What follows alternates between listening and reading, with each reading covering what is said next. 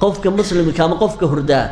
inta badan wuxuu ku riyoonayaa riyooyin iyo axlaam fazaca oo aad iyo aad u argagax badan waxa kaloo kamid ah xayawaanaad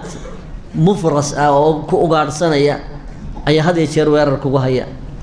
ama bisad madow baa mar walba ku soo weeraraysa ama libaax baa ku soo weeraraya ama awr qooqan baa ku eryanaya xayawaanaad had iyo jeer in wax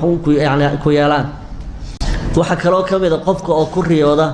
bini aadmi abuurtoodu ay si kala tahay ama wax dhaadheer oo غير caadi ah ama makhluuq gaaban oo de xuduudii maxaan ku dhahay bini aadminada ka baxsan baa mar walba ku soo dagaal tagaya oo hawsha waxay u calaamad yihiin qofkani inuu haysto ama ay la soo xiriireen makhluuq haddii alla yiraahdo cadow ah oo doonaya inuu noloshiisa xagga taranta u dhaawaco waxay taas markaa u baahan tahay cidii aqoon u leh